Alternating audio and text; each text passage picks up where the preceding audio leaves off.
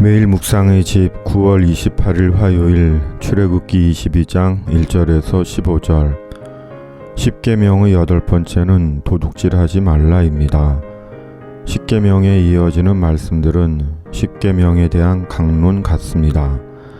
어제 말씀도 십계명의 6번째 계명인 살인하지 말라에 대한 강론의 말씀 같고, 오늘 본문 또한 도둑질에 대한 강론의 말씀입니다.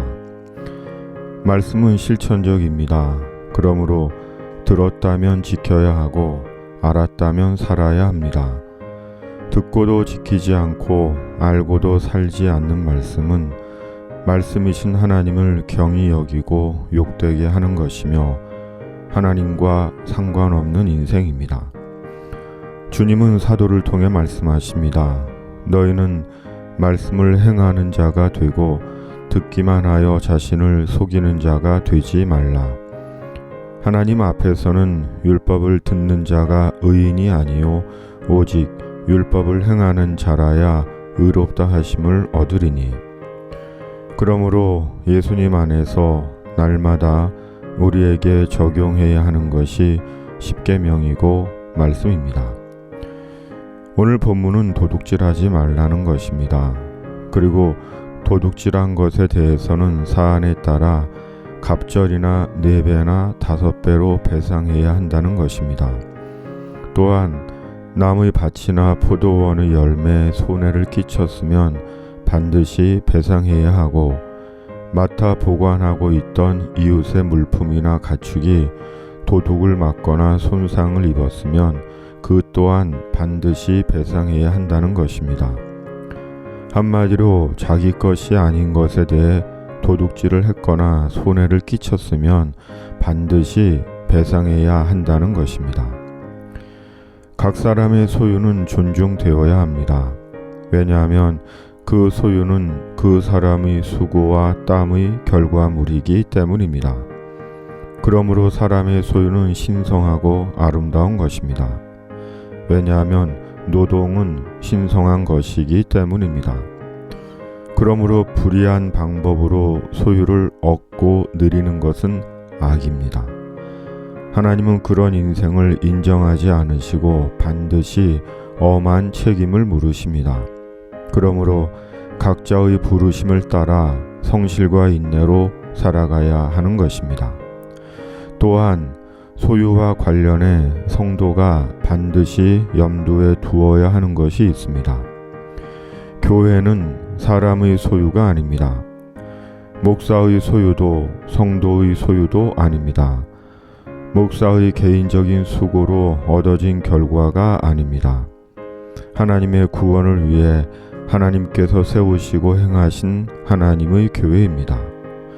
그러므로 큰 교회가 되었다고 자기의 수고의 대가를 요구하거나 지나친 특혜를 누리거나 교회를 자기 자식에게 물려주는 것은 교회를 자기 종교 비즈니스로 여기는 것이며 교회를 통한 하나님의 구원을 망치고 회방하는 것입니다. 그것은 하나님의 두려운 심판을 피하지 못합니다. 이와 같이 너희도 명령받은 것을 다 행한 후에 이르기를 우리는 무익한 종이라 우리가 하여야 할 일을 한 것뿐이라 할지니라.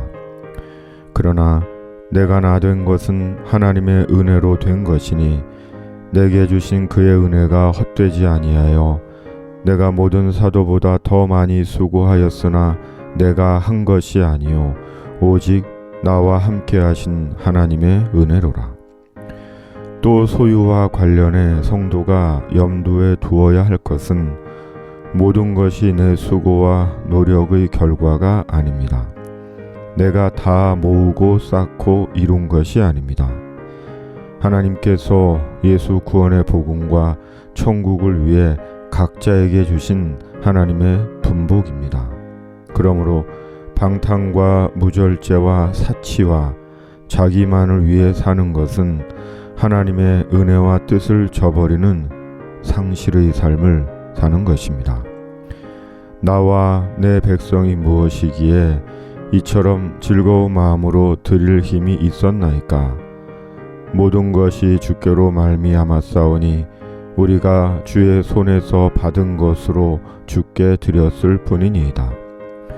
오직 너희를 위하여 보물을 하늘에 쌓아두라.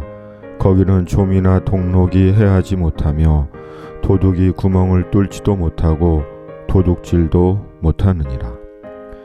주님, 소유가 없이는 하루도 살아갈 수 없는 세상살이, 그러나 소유로 인해 범죄하지 않게 하시고 소유에 대한 온전한 신앙적 인식으로 소유로 예수님의 구원과 하나님의 나라를 위해 사용하게 하여 주시옵소서.